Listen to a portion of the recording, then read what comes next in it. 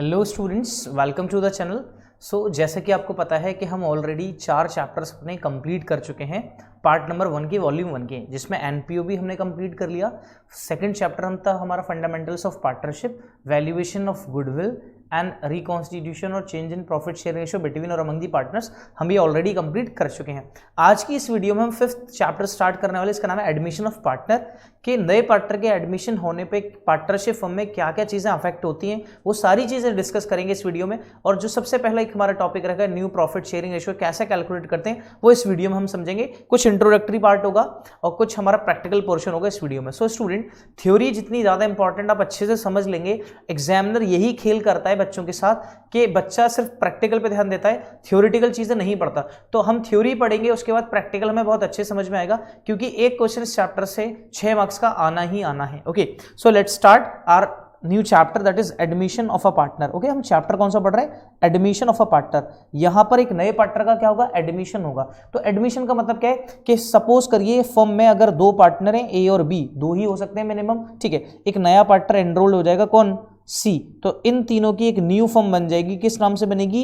A B C के नाम से, ठीक है। इन दोनों की अपनी पार्टनरशिप क्या हो जाएगी? खत्म हो जाएगी। अब कितने लोगों के बीच में एग्रीमेंट होगा? 3 लोगों के बीच में एग्रीमेंट होगा। पुरानी पार्टनरशिप क्या हो जाएगी? खत्म हो जाएगी। तो क्या क्या हमें इस चैप्टर में पढ़ना है? सबसे पहला एडमिशन ऑफ अ पार्टनर का मीनिंग क्या है? तो एडमिशन ऑफ अ पार्टनर, सी का जो एडमिशन होगा स्टूडेंट्स, इस सी का जो एडमिशन होगा सिर्फ ए के कहने पे नहीं होगा, सिर्फ बी के कहने पे नहीं होगा। ओके, न्यू पार्टनर का हमेशा जो एडमिशन होता है वो with the consent of all partners. कैसे होगा?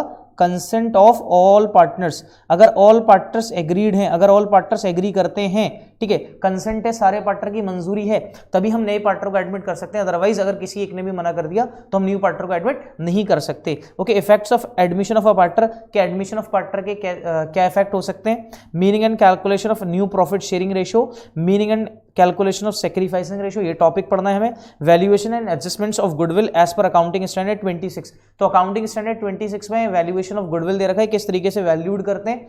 Next, revaluation of assets and reassessment of liabilities. ये प्रीवियस चैप्टर में भी आपने ट्रीटमेंट ऑफ गुडविल और इस टॉपिक को पढ़ा था, revaluation of assets and reassessment of liabilities, preparation of revaluation account. Next है adjustments of deferred revenue expenditure, मतलब फिक्टिशियस एसेट की क्या ट्रीटमेंट की जाती है। अगर अकाउंटिंग ऑफ रिजर्व्स हैं, accumulated distributed profits and losses हैं, उनकी ट्रीटमेंट क्या होती है, और एडजस्टमेंट ऑफ कैपिटल क्या है। ये सारे के सारे टॉपिक्स हमें पढ़ने हैं, और इन्हीं सब टॉपिक्स में से एक मिलाकर हमारे पास एक मैक्सिमम मार्क का एक पूरा का पूरा क्वेश्चन तैयार किया जाएगा। तो 1 बाय 1 हर एक टॉपिक को कवर करना है, ओके, अच्छे से।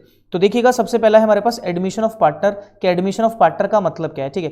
तो admission of partner is a reconstitution of the firm.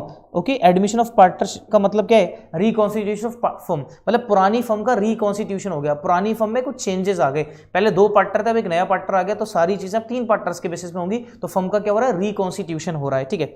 Because with the admission of a partner existing agreements and. Okay, एक नए पार्टनर के आने से पुराना एग्रीमेंट क्या हो जाता है पार्टनर्स के बीच में, वो खत्म हो जाता है, एक नया एग्रीमेंट बनता है सारे पार्टनर्स के बीच में, including new, and new agreement among all the partners including incoming और new partner comes into existence. तो मतलब पुराना ए बी सी का पुरानी पार्टनरशिप खत्म होकर अब किसकी बनेगी? ए बी सी की बनेगी, तीनों की, ठीक है। अब इनका एक न्यू एग्रीमेंट होगा।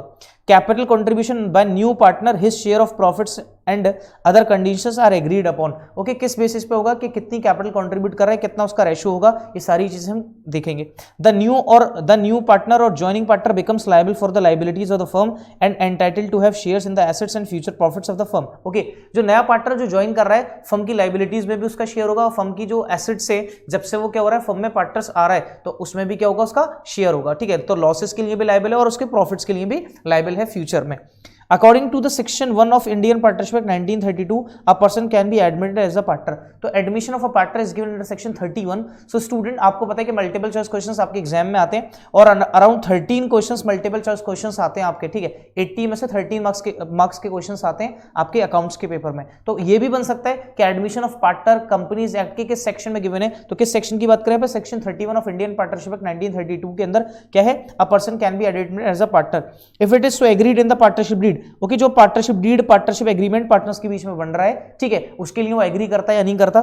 इन the absence of the above, okay, अगर पार्टनरशिप एग्रीमेंट नहीं है, if all the partners agree for the admission, ठीक है, सारे पार्टनर्स क्या करते हैं, क्या करते हैं, एग्री करते हैं एडमिशन के लिए।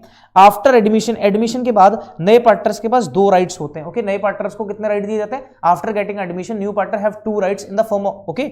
सबसे पहला right to share future profits of the firm, future में जो भी प्रॉफिट्स होंगे वो उसमें क्या करेगा, उसका शेयर होगा। Right to share in the assets of the firm and profits include loss also, अगर लॉस हुआ है तो उसमें भी क्या होगा, उसका शेयर होगा, और जो फर्म की जो एसेट्स हैं उसमें भी उसका क्या होगा, शेयर होगा। तो न्यू और इनकमिंग पार्टनर के पास 2 राइट होते हैं, एक तो प्रॉफिट और लॉस का राइट होता है, ठीक है, और दूसरा क्या है, फर्म की जो एसेट्स हैं। At the same time he becomes liable for any liability. बताइए यहां पर जब मैंने प्रॉफिट्स का मतलब लॉस भी बताया है, तो एसेट्स इंक्लूड्स लायबिलिटीज ऑल्सो, तो वो लायबिलिटीज में भी ऑल्सो इंक्लूड करेगा। Of the business incurred after admission and any loss incurred by him, तो यहां पर प्रॉपर इंफॉर्मेशन दे दी कि आफ्टर एडमिशन अगर कोई भी लॉस या कोई भी लायबिलिटीज अराइज होती है तो उसमें भी उसका क्या होगा, शेयर होगा। अगर मैं किसी को बेनिफिट दे रहा हूं तो बेनिफिट के साथ साथ उसके ऊपर क्या आती है, एक लायबिलिटीज भी आती है, ठीक है। द न्यू और incoming partner receive share in future profits equal to sacrificing of profits और शेयर बाय एग्जिस्टिंग पार्टनर और पार्टनर्स ऑफ द फर्म। जितना पार्टनर, जितना न्यू पार्टनर का शेयर होगा, न्यू पार्टनर आ रहे हैं जितने शेयर के लिए, सपोज करते हैं हमारे पास पहले हमारे पास शेयर था ए और बी का 1:1, मतलब 50-50% था। एक नया पार्टनर और इक्वल पार्टनरशिप में आ गया तो इनका रेशो होगा 1:1:1। तो अगर मैं परसेंटेज की बात करूं तो ये शेयर था 50% और ये भी शेयर कितना था, 50%। अब ये शेयर कितना हो जाएगा, 33.33% पार्टनर्स के बीच में हो जाएगा। तो इसका मतलब क्या है कि जितना ये दोनों सेक्रीफाइस करेंगे उतना एक नया पार्टनर क्या करेगा, गेन करेगा, वो इक्वल होगा। ऐसा हमेशा होगा क्योंकि आप लोग को पता है डबल एंट्री बुक कीपिंग क्या कहती है, डेबिट हमेशा किसके बराबर होती है, क्रेडिट के। एसेट किसके बराबर होती है, लायबिलिटीज प्लस कैपिटल के। तो ऐसे ही गेनिंग रेशो किसके बराबर, जैसे ही गेनिंग रेशो किसके बराबर होगा, सेक्रीफाइसिंग रेशो के। वो आगे आगे हम देखेंगे इन सारी चीजों को, ठीक है। न्यू और incoming partner compensates all those partner who sacrifice their profit share in his favour, okay. अब समझिएगा, अगर न्यू पार्टनर एडमिट होता है तो न्यू पार्टनर कुछ ना कुछ कॉम्पनसेट करता है। क्यों? क्योंकि उसके आ जाने से पुराने पार्टनर्स ने क्या करा है, सेक्रीफाइस किया है। पुराने पार्टनर्स ने क्या किया है, सेक्रीफाइस। तो इनके सेक्रीफाइस के लिए वो एक अमाउंट लेकर आता है, जिस अमाउंट को हम बोलते हैं प्रीमियम फॉर गुडविल। क्या होता है, प्रीमियम फॉर गुडविल। तो प्रीमियम फॉर गुडविल वो अमाउंट है जो न्यू पार्टनर फर्म में क्या करता है, लेकर आता है to compensate the sacrificing partners. कि उसके आने से जिन पार्टनर्स का शेयर कम हुआ है, जिन्होंने सेक्रीफाइस किया है, उनको कॉम्पनसेट करने के लिए वो क्या लेकर आता है, न्यू पार्टनर एक मिठाई लेकर आता है, जिस मिठाई का नाम क्या है, प्रीमियम फॉर गुडविल। और ये सिर्फ और सिर्फ उन लोगों के लिए है, उन पार्टनर्स के लिए जिन्होंने क्या करा होगा, सेक्रीफाइस। तो सेक्रीफाइसिंग पार्टनर्स इसको एंजॉय कर सकते हैं, ओके, ठीक है। Amount new partner page for their sacrifice is called premium for goodwill. क्या बोलते हैं उसको, प्रीमियम फॉर गुडविल बोलते हैं, जो लेकर आता है। बिसाइड्स द गुडविल और प्रीमियम फॉर गुडविल, न्यू और incoming partner brings capital to get right in the assets of the firm. तो इसके अलावा भाई ये तो कॉम्पनसेशन के लिए प्रीमियम फॉर गुडविल रहा है। इसके अलावा जब उसको एसेट्स और लाइबिलिटीज में, एसेट्स में उसका शेयर होगा, लाइबिलिटीज में वो बियर करेगा, तो उसके लिए वो क्या लेकर आएगा, फर्म में एक कैपिटल भी लेकर आएगा। तो इसका मतलब दो चीजें पता चली। At the time of admission नया पार्टनर एक तो कैपिटल आता है, और दूसरा जिसके आने से जिन पार्टनर्स ने सेक्रीफाइस किए उनको कॉम्पनसेशन के लिए, उनको कॉम्पनसेट करने के लिए क्या लेकर आता है, वो एक मिठाई लेकर आता है, जिस मिठाई का नाम क्या है, premium for goodwill. Effects of admission of a partner, कि नए पार्टनर के एडमिशन पे पार्टनरशिप फर्म में क्या इफेक्ट्स हो सकते हैं, अब उन इफेक्ट्स के बारे में हम जानेंगे। Old partnership comes to an end, पुरानी पार्टनरशिप पार्टनर्स के बीच में क्या हो जाएगी, खत्म हो जाएगी, और क्या बनेगा, एक नई क्या बनेगी, एक पार्टनरशिप बनेगी, ठीक है। फर्म तो कंटिन्यू है, तो दो चीजें होती हैं, एक होता है फर्म का खत्म हो जाना, एक होता है पार्टनरशिप का खत्म हो जाना। पार्टनरशिप का खत्म हो जाने का मतलब है कि फर्म कंटिन्यू हुआ, okay. New or incoming partner becomes entitled to share future profits of the firm and combined share of the old partners get reduced, okay? तो नए पार्टनर को फ्यूचर प्रॉफिट्स में शेयर मिलेगा और पुराने जो पार्टनर्स हैं उनका शेयर क्या हो जाएगा, कम हो जाएगा। न्यू और incoming partner contributes N agreed amount of capital in the firm, एक एग्रीड अमाउंट लेकर आता है। न्यू और incoming partner acquires right in the assets and also becomes liable for the liabilities of the firm. Adjustment is made for reserves, accumulated profits and losses. Adjustments होगा, assets को revalued करेंगे और liabilities को क्या किया जाएगा, reassessed किया जाएगा। क्यों किया जाता है, बिफोर एडमिशन हमें ऐसा करना पड़ता है क्योंकि बिफोर एडमिशन इस पर जो राइट था, वो किसका था, ओल्ड पार्टनर्स का। अब न्यू पार्टनर्स के आ जाने पर उसका एक क्या निकालेंगे, प्रॉफिट और लॉस निकालेंगे, उसकी रीवैल्यूएशन करेंगे। Goodwill of the firm is valued and is paid to sacrificing partner for their sacrifice profit share by gaining partners, okay. Firm की जो गुडविल वैल्यूड है उसमें जिन पार्टनर से सेक्रीफाइस कराए और जो इनकमिंग पार्टनर है जितना उसका शेयर है उतना शेयर किसको पे करेगा, वो सेक्रीफाइसिंग पार्टनर्स को क्या करेगा, पे करेगा। Adjustment required on admission of a partner, कौन कौन से एडजस्टमेंट्स हैं, क्या क्या हमें पढ़ना है, वो है change in profit sharing ratio, क्या डिटरमाइन करना पड़ेगा, न्यू प्रॉफिट शेयरिंग रेशियो और sacrifice ratio. It is the first topic जो हम इस वीडियो में डिस्कस करेंगे। Valuation and adjustment of goodwill, adjustment of gain और profits from revaluation of assets and reassessment of liabilities, मतलब रीवैल्यूएशन पे gain हुआ या लॉस हुआ है वो कैलकुलेट करना पड़ेगा। नेक्स्ट है हमारे पास adjustment of deferred revenue expenditure और एडवर्टाइजमेंट सस्पेंस अकाउंट या फिर फिक्टिशियस एड की treatment, adjustment of reserves accumulated undistributed profits and losses, adjustments of capital on the basis of new profit sharing ratio if so agreed. Okay, तो यहां तक सारी चीजें करेंगे। तो आज का जो हमारा इस वीडियो में जो सबसे पहला टॉपिक है वो है change in profit sharing ratio, okay, या फिर न्यू प्रॉफिट शेयरिंग रेशियो कैसे कैलकुलेट किया जाता है। ठीक है स्टूडेंट्स, चलिए अब हम देखते हैं किस तरीके से हम रेशियोज को कैलकुलेट करते हैं। तो हम कुछ केसेस की बात करेंगे, हम केस नंबर 1 की बात करते हैं, हम केस नंबर 1 ले लेते हैं। ठीक है, तो देखिएगा केस नंबर 1 है हमारे पास X and Y are two partners sharing profits and losses in the ratio 3:2. X and Y दो पार्टनर, उनका profit share ratio 3:2। They admit Z as a new partner. They admit Z as new partner. Okay, उन्होंने किसको admit कर लिया, Z को admit कर लिया for 1/5 share, कितने के लिए, 1/5 शेयर के लिए। और क्वेश्चन में ये आ सकता है 20% के लिए, किसके लिए, 20% के लिए। या फिर ये क्वेश्चन आ सकता है, 20 पैसा इन अ रुपी, 20 पैसा इन अ रुपी। तो अगर तीनों तरीके से क्वेश्चन आता है तो वर्किंग बिल्कुल सेम होगी, क्योंकि 20% का मतलब भी 1/5 होता है, 20 पैसा इन अ रुपी का भी मतलब क्या होता है, 1/5। ओके, अब क्वेश्चन ये कह रहा है कैलकुलेट न्यू रेशियो, क्या कैलकुलेट करना है, न्यू रेशियो कैलकुलेट करना है, कैलकुलेट न्यू रेशियो। अब देखिएगा न्यू रेशियो कैसे कैलकुलेट करते हैं, कैलकुलेट करना है न्यू रेशियो। अब देखिएगा न्यू रेशियो कैसे कैलकुलेट किया जाता है। तो न्यू रेशियो में अगर हम देखें पुरानी फर्म की बात करें, ओल्ड फर्म की, तो ओल्ड फर्म में कितने पार्टनर थे, ओल्ड फर्म में 2 पार्टनर थे, एक ए था और एक बी था। ठीक है, ये ओल्ड फर्म थी। ओल्ड फर्म का अगर शेयर देखें, ए का था 3/5 और बी का था 2/5। अगर इसको प्लस कर देते तो 3 + 2/5, तो ये हो जाता है 5/5 का मतलब कितना हो जाएगा, ये 1। तो इसका मतलब ओल्ड फर्म का शेयर कितना होता है, 1। हमेशा फर्म का शेयर कितना होगा, 1 होगा। ओके, अब इस 1 में से एक नया पार्टनर आकर कितना ले लेता है, 1/4 ले लेता है। तो इसका मतलब फर्म का शेयर, जो पुरानी फर्म है उसका शेयर क्या हो जाएगा, कम हो जाएगा। पुरानी फर्म में कितने पार्टनर है, ए और बी, तो ए और बी का अपना शेयर क्या हो जाएगा, कम हो जाएगा। अब देखिएगा ए और बी का अगर शेयर कम होगा तो हम कैलकुलेट क्या करेंगे, अब हम कैलकुलेट यहां पे करेंगे रिमेनिंग शेयर, हमारे पास कितना बचा, रिमेनिंग शेयर। अब रिमेनिंग शेयर क्यों निकाल रहे हैं, क्योंकि रिमेनिंग शेयर किस किसका है, ए और बी का, remaining share of A and B, A and B का रिमेनिंग शेयर कितना होगा। तो पूरे फर्म का शेयर है 1 ओल्ड फर्म का, उसमें से एक नया पार्टनर जेड आता है, वो कितना ले लेता है, 1/5 ले लेता है। तो हमारे पास कितना बचेगा, ये 4/5। अब ये 4/5 शेयर किसका, ए एंड बी का, किसका है, ए एंड बी का। ओके, तो जब भी इस केस में हम new profit sharing ratio calculate करेंगे, तो यहां पर अब हम कैलकुलेट करते हैं new profit sharing ratio of A. Okay, A का अगर हम new profit sharing ratio calculate करें तो कैसे करेंगे, तो उसके लिए हमारे पास एक फॉर्मूला कुछ नहीं है, ओल्ड शेयर, ओल्ड उनका शेयर था। अब ओल्ड में उनका शेयर कितना है, ए का कितना है, ठीक है, ए और बी का कितना, 4/5 है। तो old share multiply by remaining share, old share multiply by remaining share, कि ओल्ड शेयर को किससे मल्टीप्लाई कर देंगे, किससे मल्टीप्लाई कर देंगे, रिमेनिंग शेयर से। और ऐसा कौन से केस में किया जाएगा, जो हमारा केस 1 होगा। केस 1 में ना तो कोई सरेंडर होगा, ना ही कोई एक्वायर्ड होगा, मतलब उनका कोई रेशियो गिवन नहीं होगा कि वो कितना रेशियो दे रहे हैं, पुराने पार्टनर कितना शेयर दे रहे हैं, ये गिवन नहीं होगा। तो केस 1 है हमारा। ओके, अब यहां पर ए का अगर हम ओल्ड देखें तो ए का ओल्ड है 3/5 multiply by 4/5, this becomes 12/25। Okay, ये होगा किसका, ए का। अब ऐसे ही हम किसका कैलकुलेट करेंगे, बी का। बी का अपना है 2/5 मल्टीप्लाई बाय 4/5, दिस बिकम्स 8/25। एक नया पार्टनर है हमारे पास, कौन सा, सी का अपना शेयर कितने के लिए आता है, सी 1/5 के लिए। अब यहां भी डिनोमिनेटर 25, यहां भी डिनोमिनेटर 25, तो डिनोमिनेटर तो सबका सेम करना पड़ता है बाय टेकिंग, यहां पे क्या आ जाएगा 5, तभी तो 25 आएगा। जितने का नीचे डिनोमिनेटर में मल्टीप्लाई करें, सेम मल्टीप्लाई किससे करेंगे, ऊपर न्यूमरेटर में, तो हो जाएगा 5/25। कितना हो जाएगा, 5/25। तो new profit sharing ratio NPSR among A, B and C, तो कितना रेशियो हो गया, 12:8:5। कितना हो गया, 12:8:5।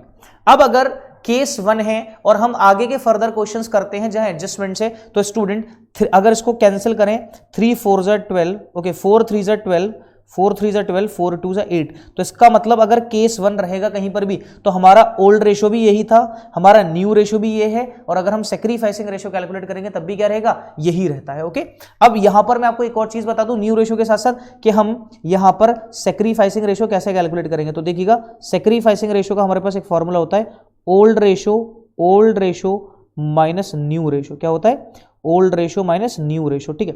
अब ओल्ड रेशो, ए का ओल्ड कितना था अपना 3/5 था ए का ओल्ड, माइनस 12/25 इसका क्या था, न्यू था। अब इसका एलसीएम लेंगे तो एलसीएम आएगा 25, 5 5 ज़ा 25, 5 3 ज़ा 15, माइनस 25 1 ज़ा 25, 12 1 ज़ा 12, दिस बिकम्स 3/25, कितना हो गया, 3/25, ओके। उसके बाद हम निकालेंगे बी का, कैलकुलेट कर लेते हैं, तो बी का अपना ओल्ड था 2/5 माइनस 8/25, दिस बिकम्स 25, 5 5 ज़ा 25, 5 2 ज़ा 10, 25 1 ज़ा 25, 8 1 ज़ा 8, दिस बिकम्स 2/25। तो अगर हम सेक्रीफाइसिंग रेशो देखें तो सेक्रीफाइसिंग रेशो हमारे पास कितना आ गया, 3:2। This is the case 1। ये कौन सा केस है, ये केस 1 होता है। कौन सा केस है ये केस 1 है। आई होप आपको केस 1 समझ में आया हो स्टूडेंट, ओके। केस 1 क्लियर हो गया। अब हम इसमें डिफरेंट केस करते हैं कि दूसरा फेज या दूसरा केस हमारे पास किस तरीके से प्रेजेंट होगा क्वेश्चन पेपर में, ठीक है। चलिए, एक केस तो ये होगा, दूसरे केस पर आते हैं हम। दूसरा केस है हमारे पास दूसरा, okay, case number 2। Case number 2 ये है, x and y sharing profits and losses in the ratio of 3:2, okay. They admit z as a new partner for 1/4 share which he acquires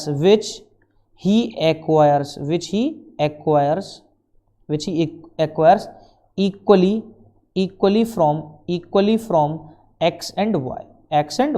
अब क्या कह रहा है, अब यहां पर कितना शेयर वो दे रहे हैं वो गिवन है, ओके। z क्या कर रहा है, अपने शेयर का 1/5 का कितना एक्वायर कर रहा है, x से इक्वल, और y से भी कितना कर रहा है, इक्वल, ओके, इक्वल। तो इसका मतलब 1/5 का इक्वल, तो 1/5 का इक्वल कितना, हाफ, 1/10, 1/5 का कितना इक्वल, मतलब हाफ, 1/2। तो इसका मतलब कितना हो गया, 1/10 किससे ले रहा है वो, फ्रॉम x से, 1/10 किससे ले रहा है, x से, और 1/10 ही किससे ले रहा है, फ्रॉम y से। तो इसका मतलब क्या है, यहां पर हमें जो इक्वली शेयर दे रखा था वो अपने शेयर का एक्वायर करता था, उसका अपना शेयर है 1/5, 1/5 का आधा किससे ले रहा था भाई, 1/5 का आधा। तो हम इस तरीके से भी लिख सकते हैं, कैसे प्रेजेंट कर सकते हैं, 1/5 का कितना, आधा, तो 1/5 का आधा ये यहाँ पे मल्टीप्लाई हो जाएगा, तो कितना हो जाता है, 1/10। बात समझ में आ रही है। तो 1/10 किससे ले रहा है, x से, और 1/10 किससे ले रहा है, y से। इतना शेयर ये ले रहा है। अब हम निकालेंगे x का न्यू, तो x का जब भी न्यू निकालेंगे, x का न्यू तो कैसे निकालेंगे, x का अपना ओल्ड दे रखा है, ओल्ड रेशियो, ओल्ड में से क्या कर रहा है वो, सेक्रीफाइस कितना दे रहा है, ओके। अब कितना दे रहा है ये देखो, x का ओल्ड था अपना 3/5, 3/5 में से x को कितना देना है, 1/10 देना है, कितना देना है, 1/10 देना है x को। तो इसका मतलब हमारे पास ये डिनोमिनेटर यहाँ पे हो जाएगा, एलसीएम कितना, 10, 5 2 10, 6 माइनस 1 कितना आएगा, 6 माइनस 1, ओके। तो 6 माइनस 1 हमारे पास कितना होता है, 5/10, ओके। अब ये तो हो गया ए का। अब बी का निकालें, न्यू, तो बी का ओल्ड है अपना 2/5 minus 1/10, this becomes 10, 5 2 4 minus 1, this is 3/10, okay. नया पार्टनर कौन आया था फॉर्म में, सी कितने शेयर के लिए आया था, 1/5 के लिए, कितने के लिए आया था, 1/5। अब देखो डिनोमिनेटर यहाँ पे 10 है, यहाँ पर भी डिनोमिनेटर 10 है, यहाँ पर भी डिनोमिनेटर कितना होना चाहिए, 10। तो इसका मतलब किससे मल्टीप्लाई, 2 का डिनोमिनेटर में, 2 का न्यूमरेटर, तो 2/10, 2/10। तो इसका मतलब तीनों के बीच में x, ओके, इसका नाम चेंज करते हैं, x है, okay, x y z, okay, x है, y है, z है, नाम में कुछ नहीं है, आंसर बिल्कुल सेम आएगा, x y z। कितना हो गया शेयर इनका, 5:3:2, ओके। और ये भी याद रखना स्टूडेंट, एक तरीका ये भी होता है सही करने का कि इन सबका सम, न्यूमरेटर का सम किसके बराबर होना चाहिए, डिनोमिनेटर के बराबर होना चाहिए। ये था हमारा case number 2, okay. Case number 2 आ गया। केस नंबर 2 में क्या स्पेशल चीज थी कि उसके अपने शेयर के साथ साथ वो कितना एक्वायर कर रहा है पुराने पार्टनर से, वो भी शेयर दे रखा है, कितना एक्वायर कर रहा था, इक्वली, मतलब 1:1। तो 1:1 का मतलब क्या, 1/2 एंड 1/2। क्लियर है, ओके। यहां तक बात समझ में आ गई। ये हो गया हमारा केस नंबर 2। अब केस नंबर 3 की अगर हम बात करें तो केस नंबर 3 की बात क्या है, ठीक है। केस नंबर 3, अब देखना, केस नंबर 3 एक और क्या हो सकता है हमारे पास, ओके। अब देखना, x and y are 2 partners, x and y 2 partner हैं, उनका रेशियो है 7:3। उनका रेशियो कितना है, 7:3। They admitted z as a new partner for 3/7 share, okay, 3/7 share. z एक नया पार्टनर एडमिट हो गया, कितने शेयर के लिए, 3/7 शेयर के लिए, okay. which he acquires 2/7 from x and 1/7 from y, okay. तो x और y ये दो पार्टनर थे, एक नया पार्टनर एडमिट हुआ कौन, z, कितने शेयर के लिए, 3/7 के लिए। क्वेश्चन ये कह रहा है z 2/7 किससे एक्वायर कर रहा है, 2/7 किससे, x से, और 1/7 किससे एक्वायर कर रहा है, y से। अब आपको पता है एक्वायर कितना कर रहा है, ये गिवन है। ओके, एक्वायर्ड क्या कितना है, एक्वायर्ड, एक्वायर्ड का मतलब कितना ले रहा है, तो एक्वायर्ड क्या आपको गिवन है, तो एक्वायर्ड का मतलब क्या होता है, देना। तो इसका मतलब, या फिर ये ले रहा है, एक्वायर्ड का मतलब z ले रहा है, तो इसका मतलब ये क्या है, ये गिवन है। अब गिवन का मतलब क्या है कि यही सेक्रीफाइस है, यही क्या है, सेक्रीफाइस, के कितना कितना उन दोनों से लेगा, तो जितना उन दोनों से लेगा उतना वो दोनों क्या करेंगे, सेक्रीफाइस। तो यहां पर हमें सेक्रीफाइसिंग क्या है, गिवन है। तो अब हमें अगर न्यू रेशो कैलकुलेट करना पड़े, न्यू रेशो, तो इसका फॉर्मूला क्या बनेगा भाई, हमने ओल्ड शेयर में से, ओल्ड रेशो में से, ओल्ड शेयर में से कितना क्या कर दिया, सेक्रीफाइस कर दिया, वो माइनस करके हमारे पास क्या देगा, न्यू रेशो। हमारे पास x है और x का अपना शेयर है 7/10, 7/10 में से कितना दे दिया, कितना दे रहा है x, 2/7 किसको दे रहा है, z को दे रहा है। ये आपको गिवन है। ओके, कभी कभी ये गिवन नहीं होता तो आपको कैलकुलेट करना पड़ता है, कैलकुलेट। ओके, तो यहां पर हमारे पास कितना आ गया, ये कितना आ गया, याद रखना जहां पर अगर फ्रॉम वर्ड आ जाए तो वहां पे माइनस करते हैं। माइनस क्यों करते हैं, बिकॉज वहां पे क्या गिवन होता है, सेक्रीफाइस गिवन होता है। जब सेक्रीफाइस गिवन है तो यही तो फॉर्मूला लगेगा, सेक्रीफाइस जब गिवन है यही फॉर्मूला लगेगा, ओल्ड में से सेक्रीफाइस माइनस कर देंगे तो न्यू बचेगा। तो 7/10 ओल्ड था x का, 2/7, 2/7, तो 2/7 x किसको दे रहा है, z को दे रहा है। तो हमारे पास LCM आ जाएगा कितना, LCM आ जाएगा हमारे पास यहाँ पे 70, 10 7 70, 7 7 49, माइनस 7 10 70, 20, दिस बिकम्स 29/70। ओके, उसके बाद आ जाते हैं हम y पे, y का अपना है 3/10 माइनस 1/7 ये दे रहा है, तो हमारे पास ये हो गया 70, 10 7 70, 7 3 21 माइनस 10, दिस इज 11/70। ओके, उसके बाद हमारे पास क्या है, z कितने शेयर के लिए आया था फर्म में, z कितने के लिए आया फर्म में, z आया 3/7 के लिए, किसके लिए आया, 3/7।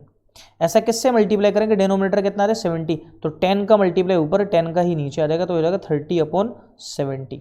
अब x y z में न्यू रेशो कितना, 29:11:30, और अगर इन सबको सम किया जाए तो हमारे पास कितना आ जाएगा, 70 टोटल आएगा।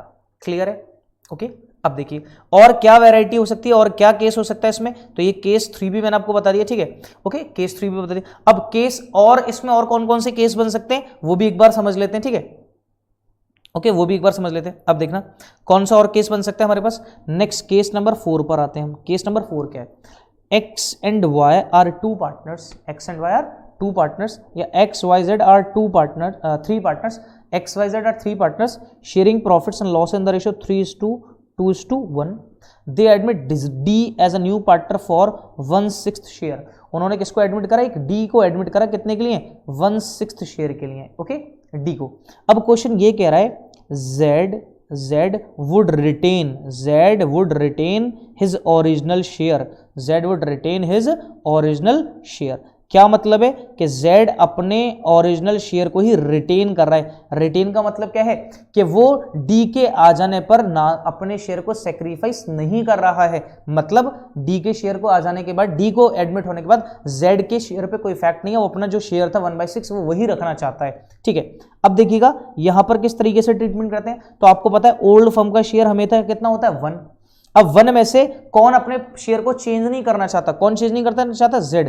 तो Z का अपना शेयर कितना है, 1/6। तो इसका मतलब अब जो A X और Y बचे तो उनका शेयर कितना बचा फर्म में, 5/6। कितना बचा, 5/6। अब 5/6 किसका है, X और Y का। उसमें से एक नया पार्टनर भी आ रहा है D, तो उसमें से क्या देंगे भाई, फर्म 1 में से तो किसका शेयर कम कर दिया उन्होंने, Z का। अब ये X और Y का बचा, अब X और Y किसको देंगे, D को, क्योंकि Z तो दे ही नहीं रहा था, वो मना कर रहा था, वो अपना शेयर रिटेन करेगा। तो कितना दे रहे हैं वो, 1/6। कितना दे रहे हैं, 1/6, तो ये कितना बचेगा, 4/6। तो इसी को हम क्या नाम देते हैं, यही होता है रिमेनिंग शेयर। क्या होता है ये, रिमेनिंग शेयर। अब आपको ये बताइए ये रिमेनिंग शेयर किसका है, किसका है ये रिमेनिंग शेयर, X का और Y का रिमेनिंग शेयर है। ओके, अब यहां पर हम क्या करेंगे, अब हम कैलकुलेट कर लें न्यू रेशो। क्या कैलकुलेट करेंगे, न्यू रेशो। अब आपको पता है न्यू रेशो ये केस 1 बन गया, तो न्यू रेशो में कैसे निकालते थे, old share multiply by remaining. Old को किससे मल्टीप्लाई करते थे हम, रिमेनिंग से मल्टीप्लाई करते हैं ओल्ड को, ठीक है। X का ओल्ड, तो X का अपना ओल्ड कितना है, 3/6 मत बोलना बेटा, 3/5, क्योंकि Z का तो हमने क्या कर दिया, अलग कर दिया क्योंकि z कोई सेक्रीफाइस नहीं करेगा, तो इसका मतलब कौन पार्टनर बचे, x और y। तो x और y का ओल्ड कितना अपना 3/5, कितना 3/5 मल्टीप्लाई बाय रिमेनिंग, और रिमेनिंग कितना बच रहा था हमारा 4/6, कितना 4/6, तो हो जाएगा 12/30, कितना आ जाएगा 12/30। y सेम y का कितना बचेगा 2/5 multiply by remaining 4/6, this becomes 8/30। Okay, उसके बाद किसका कैलकुलेट करेंगे हम, कैलकुलेट कर रहे हैं z का। तो z का अपना कितना है हमारे पास, z का कितना है, ये ABC जो भी पार्टनर है जो भी है, ठीक है, z का अपना शेयर था 1/6, ऐसा किससे मल्टीप्लाई करें कि डिनोमिनेटर 30 हो जाए, तो 5 का ऊपर और 5 का ही नीचे, तो 5/30। ओके, अब किसका निकालेंगे, d, एक नया पार्टनर है d, कितना शेयर था उसका 1/6 के लिए आया था। अब ऐसे किससे मल्टीप्लाई करूँगी, डिनोमिनेटर 30 हो जाए, तो 5 का ऊपर 5 का नीचे, तो 5/30। तो इसका मतलब x y z और d का जो शेयर हो गया कितना है 12:8:5:5। तो ये हमारा क्या हो गया, इन चारों के बीच में न्यू प्रॉफिट शेयरिंग रेशो हो गया। अब मैंने स्टूडेंट्स आपको डिफरेंट केसेस बताए हैं किस तरीके से क्वेश्चन को टैकल करना है, किस तरीके से, ठीक है। मैं इसमें थोड़ा सा और एक और केस अगर आपको बताना चाहूं तो वो देखिएगा, सपोज करते हैं A एंड B ये दो पार्टनर हैं, इनका प्रॉफिट शेयरिंग रेशो है 3:2। They admit C as a new partner, C as a new partner for 1/5। Okay, कितने शेयर के लिए 1/5 के लिए, which he acquires, okay, which he acquires 2:1 from A and B। ओके, अब देखिएगा C acquires of his share, यहां पे लिख देते हैं C acquires, okay, C acquires of his share, C acquires of his share 2:1, अपने शेयर का C पुराने पार्टनर से कितना एक्वायर कर रहा है, कितना एक्वायर कर रहा है 2:1 एक्वायर कर रहा है। सी अपने शेयर का, अपना शेयर कितना है सी का 1/5 का किस किस से एक्वायर कर रहा है, ए और बी से किस रेशो में 2:1 के रेशो में। ओके, तो इसका मतलब कौन एक्वायर कर रहा है, सी, तो हम ऐसे लिख देते हैं सी एक्वायर्स, ठीक है, सी एक्वायर्स फ्रॉम ए से कितना एक्वायर कर रहा है, तो ए से जितना एक्वायर कर रहा होगा तो सी का वो गेन है और ए का क्या होगा सेक्रीफाइस, किसके शेयर का, अपने शेयर का, ऑफ हिज शेयर। सी का अपना शेयर कितना 1/5 का कितना एक्वायर कर रहा है ए से 2/3, तो कितना एक्वायर कर रहा है 2/15 एक्वायर कर रहा है, कितना एक्वायर कर रहा है 2/15। Okay, C acquires from B, B से कितना एक्वायर कर रहा है बी, ओके, अपने शेयर का, अपना शेयर कितना 1/5 का कितना 1/3, तो कितना एक्वायर कर रहा है 3/15, इतना एक्वायर कर रहा है। तो इसका मतलब ये इतना ए क्या कर रहा है सेक्रीफाइस और इतना बी क्या कर रहा है सेक्रीफाइस, तो ए और बी का सेक्रीफाइस है।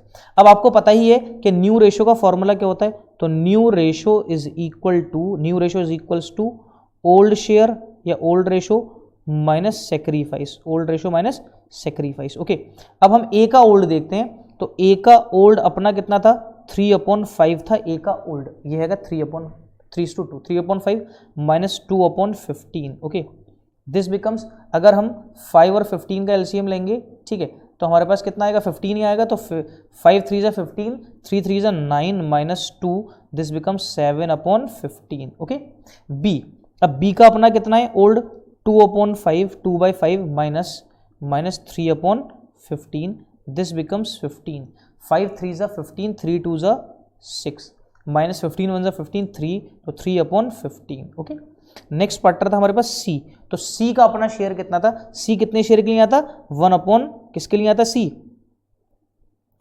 आया था हमारे पास किसके लिए 1/ कितने के लिए था 1/5 के लिए, कितने के लिए आया था 1/5 के लिए आया था सी, ठीक है, 1/5 के लिए, तो 5 3 = 15, 3 2 1/5 के लिए। ओके, अब देखिएगा 1/5 के लिए आया था। अब जरा एक चीज देखें, तो 1/5 का मतलब क्या है, यहां पर अगर हम चेक करें 1/5 के लिए, है ना, तो 2/15 ए से ले रहा था और 3/15 किससे ले रहा था इससे, तो ये हो जाएगा कितना 5/15, तो 5/15 का मतलब कितना हो गया 1/3, कितना हो गया 1/3, ये हो जाएगा 2/15। ओके, सॉरी, ये हो जाएगा 1/15। ओके, इसको जरा एक बार चेक कर लेते हैं कितना हो जाएगा ये 1/15। ओके, ये हो जाएगा हमारे पास 1/15, सॉरी 1/15। ओके, यहीं पे गड़बड़ हो रही है, कितना 1/15। ओके, यहाँ पर इसको थोड़ा सा सही कर लेते हैं, ये 3/15 नहीं है स्टूडेंट्स, कितना ये 1/15 है। Okay, I take my words back, कितना 1/15। ओके, 1/15 एक्वायर कर रहा है किससे सी से, बी से। अब यहाँ पर हमारे पास कितना आ गया 15, 5 3 = 15, 3 2 = 6 minus 15 one 15 1, this becomes 5/15. Okay, C कितने शेयर के लिए आ रहा है फॉर्म में? 1/15 के लिए. तो अब इसका भी डिनोमिनेटर 15, इसका भी डिनोमिनेटर 15. ऐसा किससे मल्टीप्लाई करें कि 15 आ जाए 3/3, तो ये हो जाएगा 3/15. तो तीनों पार्टनर्स में ए बी सी, इन तीनों में कितना हो गया? 7:5:3. अब इसका अगर टोटल करें तो हमारे पास टोटल कितना आता है? ये 15 आएगा. ठीक है, तो स्टूडेंट्स जितने केसेस बन सकते थे रेशोज के वो सारे मैंने आपके साथ डिस्कस किए हैं इस वीडियो में.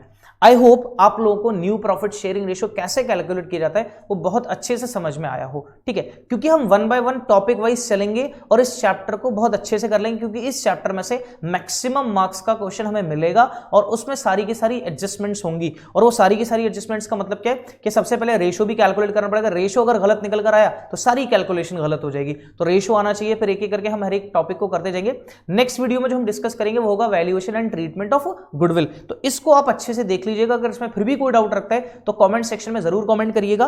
और अगर आपको पर्सनली मुझे मैसेज करना है तो आप मेरे व्हाट्सएप नंबर पे कर सकते हैं, या फिर आपके डिस्क्रिप्शन में लिंक भी दे रखा है व्हाट्सएप चैट का डायरेक्ट, कि आप डायरेक्ट व्हाट्सएप चैट पर भी आ सकते हो. सो स्टूडेंट, अगर आपको वीडियो पसंद है तो प्लीज वीडियो को लाइक जरूर करें, अपने फ्रेंड सर्कल में शेयर जरूर कर दें अगर हमारा चैनल आपकी हेल्प कर रहा है तो. ओके, कमेंट सेक्शन में जरूर बताएं इस बात को. Okay students, thank you very much.